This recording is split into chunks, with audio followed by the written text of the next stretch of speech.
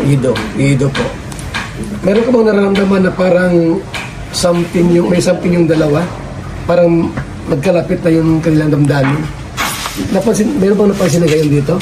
Ano po, ang naano ko lang po talaga si Beyonce kasi nagsasabi po talaga baga siya sa akin na kung ano nararamdaman niya. Talagang yun po talaga, ano talaga, gusto niya na si Edo. Gusto niya si Ido? Crush niya nga. Crush niya si Tombira. Crush niya daw talaga. Crush niya? Sa akin. Nag-amin. Tapos yun yung sabi ko sa kanya. Sabi ko, wag kang maghintay ka na ikaw yung sabihan ng lalaki. Siya nga naman. Ikaw yung mag-uuna kasi pangit po baga yung ganun. Parang ikaw yung kaya yun ang sabi ko sa kanya. Grabe talagang Ano kaya ay matinding bulong yan. parang first love baga pag wala. Oo nga, siyempre. Ng po. Mabait ba kasi Papa Ido? Opo. Kaya todo payo ko sa kanya kasi unang pag-ibig niya. Siya nga naman, Mayroon pag nasaktan. Mahirap pag nasaktan talaga. Baka magmadre na. Matagal na ng first love. First love. Maganda yung nagawa mo na. First love never dies. Mas maganda yung nalalaman mo na kung sino yung crush Yung niya. binabarkada. binabarkada. Pero may panahon ba na nakita mong parang sweet yung dalawa?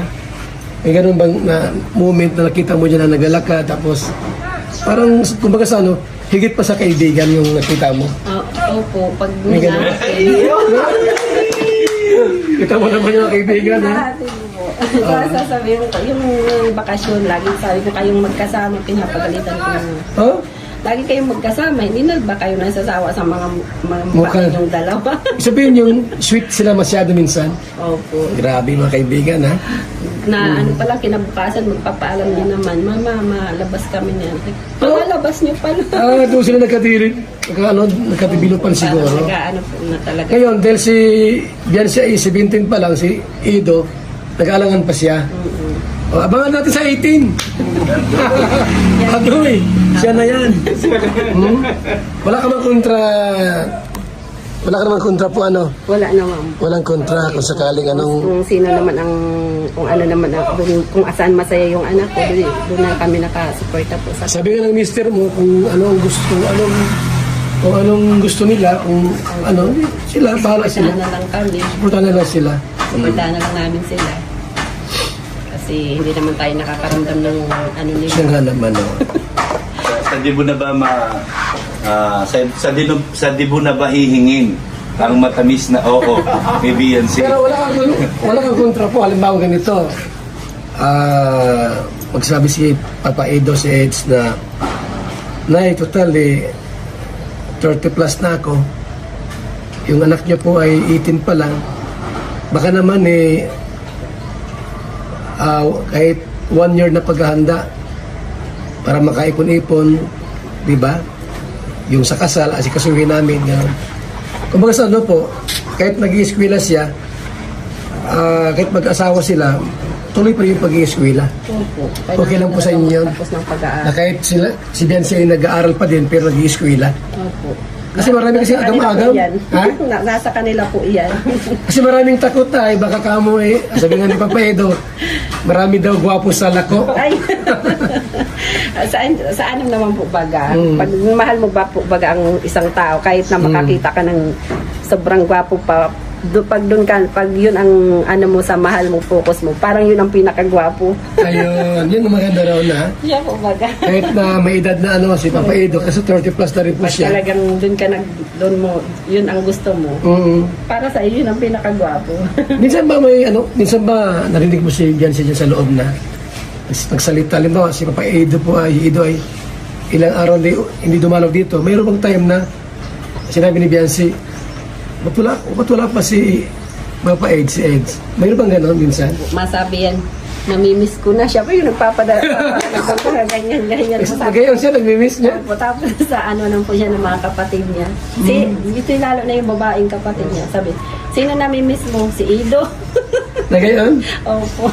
May panahon pa nagbibiroan din sila sa dyan? Opo. Kaya na din pa yung mga kapatid niya. Pag pangalan ni nag-aarasara na sila. Ganon, kinakantsawan? Opo. Tapos, mayroon pang tanong na bakit mahal mo, gusto mo ba si Ido? Mayroon bang gano'n na? Opo. Ano sagot ni Viancy? Hindi, natawa na lang. Natawa na lang? Lalo na pagkapatid niyang maliit ang nag-aano sa kanya, natatawa siya. Gwapo naman si Papa Ido sa mabait eh. Diba? Ano naman agad rin, mabait yung tao.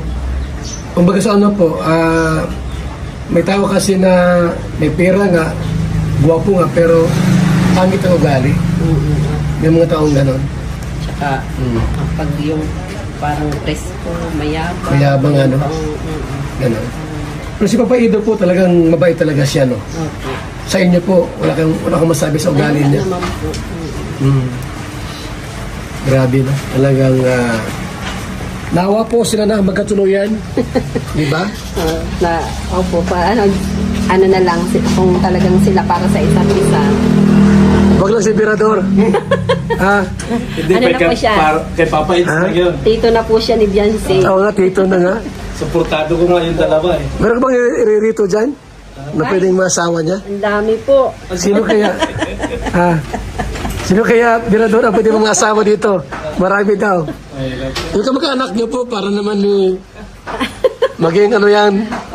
Hanapan natin si Kuya ng ano. Ano, birthday sa July 14.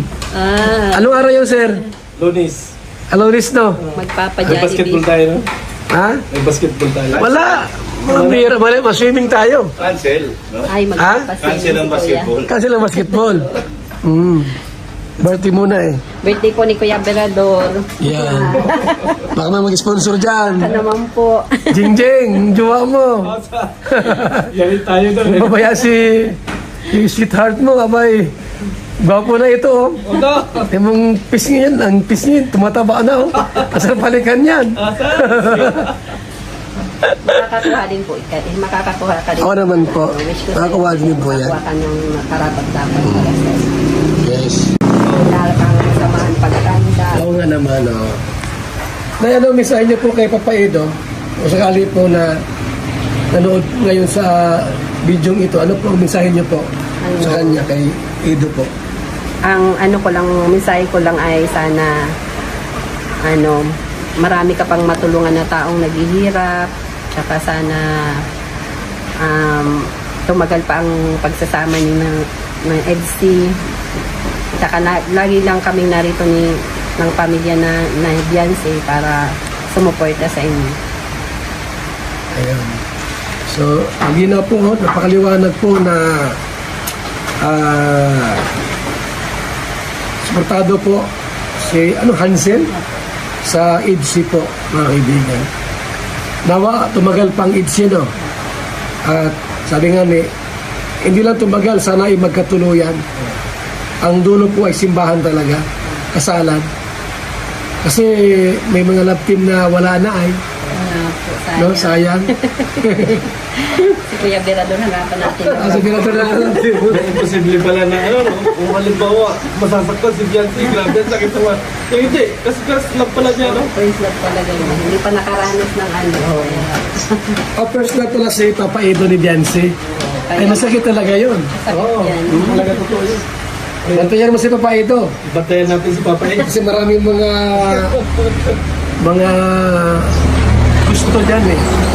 Mga sponsor na iba gusto si Papa Edo kasi mabait nga. Bantayan natin yan.